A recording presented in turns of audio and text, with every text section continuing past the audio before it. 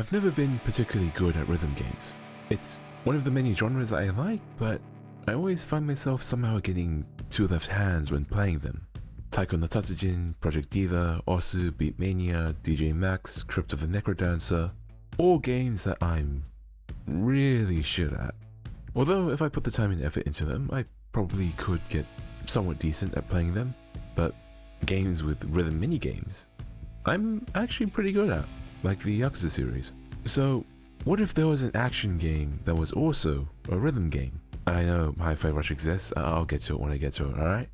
But what if there was another action game that was a rhythm game?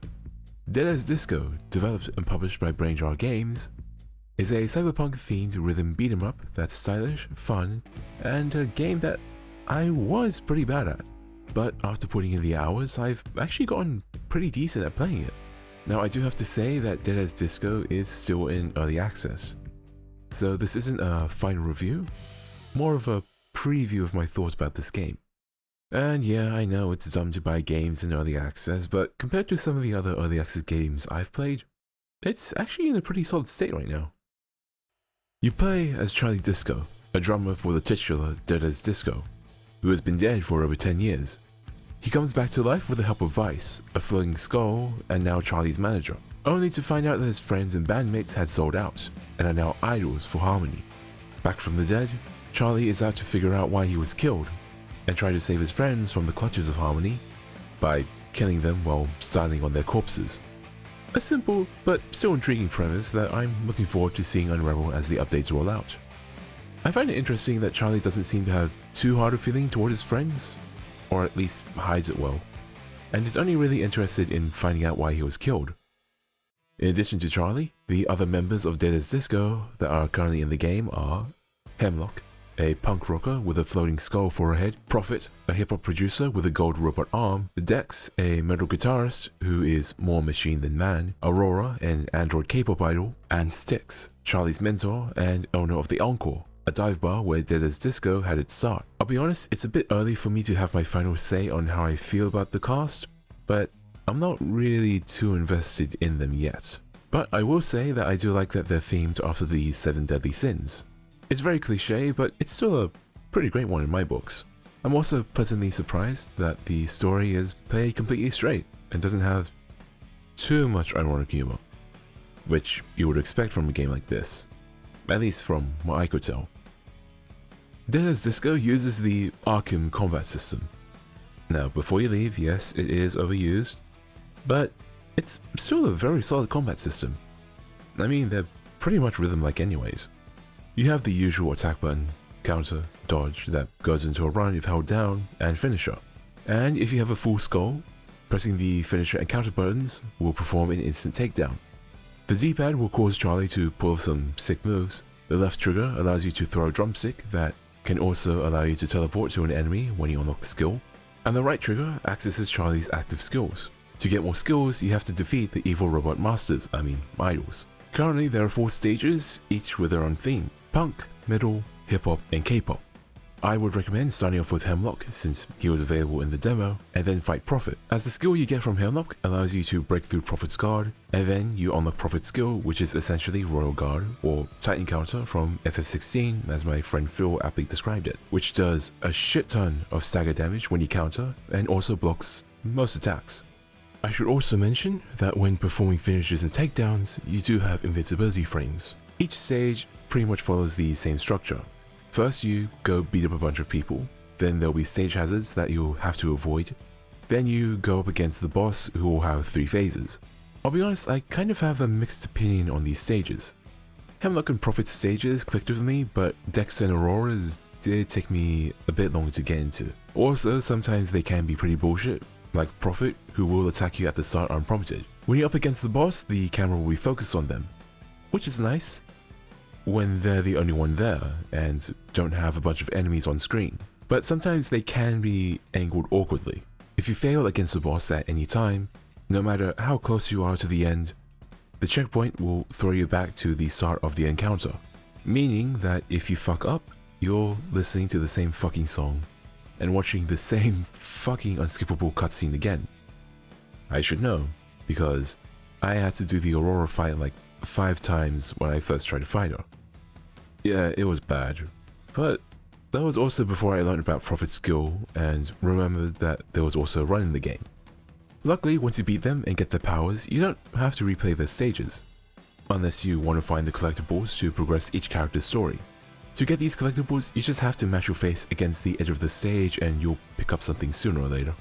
Also, each stage has a scoreboard at the end, which compares you to your friends, and depending on whether you're the competitive type, will make you want to get better to reach the top of the charts. After you beat a stage, you'll return to the Encore, acting as the hub area, where Charlie can use the fans he's accumulated to furnish the place, unlock cosmetics and items, or upgrade his skills. I'd recommend the skill tree first. In addition to the individual boss stages, there's Infinite Disco, this game's version of Bloody Palace. In this mode, you can either play challenges, which will unlock more stages, music, and also teaches more about the mechanics, or do free play, where you can choose any track in the game and play with different modifiers and objectives. And you can also import your own music to play with as well, which was probably the biggest selling points to my friends and I. When importing your own music, you do have to adjust the tempo manually, meaning that you will need to use a BPM finder and then adjust accordingly. But as someone who is never really great at music production, it's pretty hard to do so, or you can download them from online. The gameplay is really solid. It's the other elements that I feel need a lot of work, most notably the camera tracking. Like I said earlier, it'll focus on the boss, which is great, but if you're not paying attention, you'll most likely get hit by other enemies and hazards, even if you put UI indicators on. And in certain challenge stages, you'll be forced to go up against multiple bosses, and good fucking luck trying to keep track while not getting motion sick. And stages with slower tempos do feel kind of awkward, and honestly don't feel as great to play compared to the more faster songs.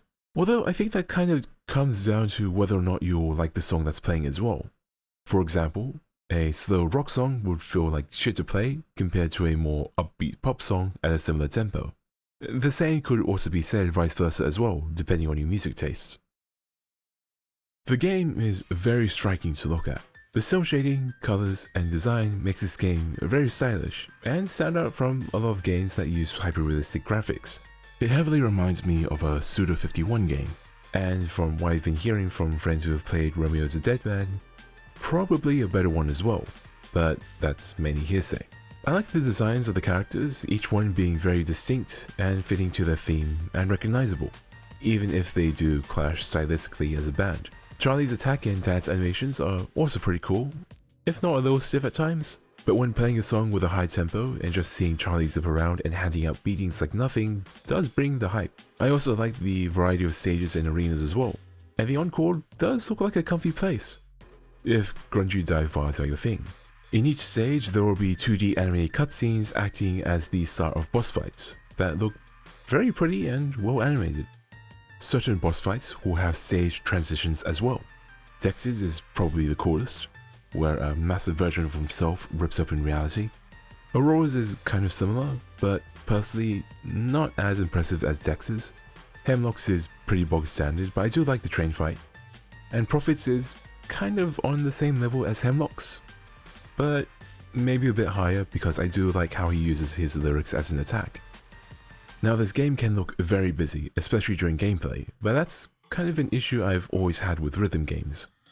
I try to focus on the gameplay, but because I'm bombarded with so many flashes and crazy stuff going on in the background that I keep losing focus.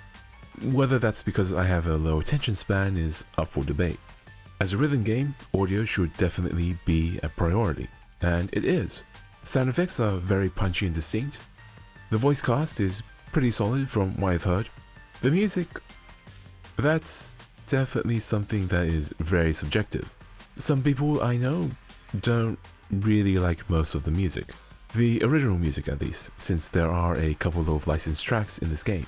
Personally, I do like the music, though I will say, for a game called Dead as Disco, there is a disturbing lack of disco music. Also, some of the tracks aren't really great for a rhythm beat 'em up. Dex's stage theme is a progressive heavy metal song that sounds like something from Metal Gear Rising, but does kind of seem more fitting for something like Metal Hellsinger, especially during the boss fight section where it will slow down. Aurora's is an upbeat K-pop song, and it's actually one that people I know really hate, but I think it's pretty catchy.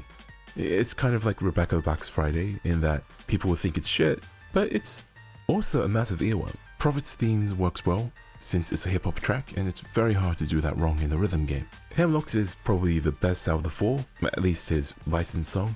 It's a cover of Michael Cimbello's Maniac, most known from the film Flashdance, and it's not only a fucking banger, it's really fun to play.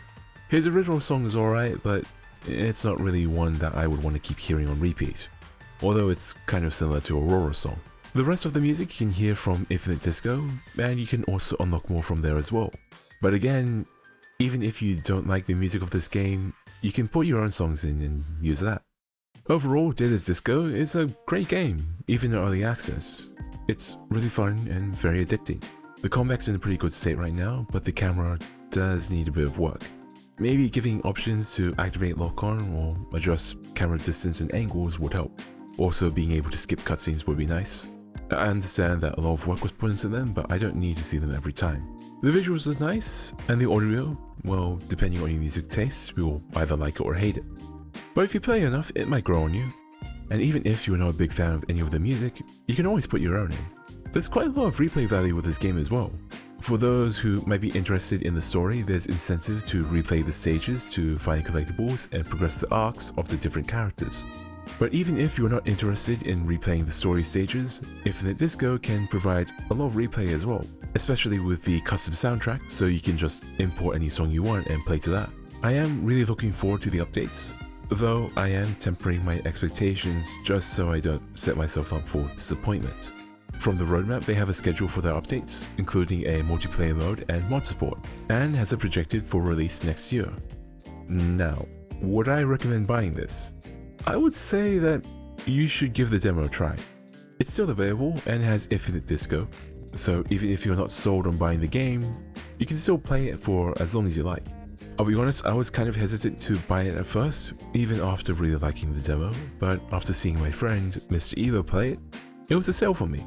Anyways, I guess I'll be making a follow-up to this review next year when it fully comes out, or when enough content has been added to warrant an update.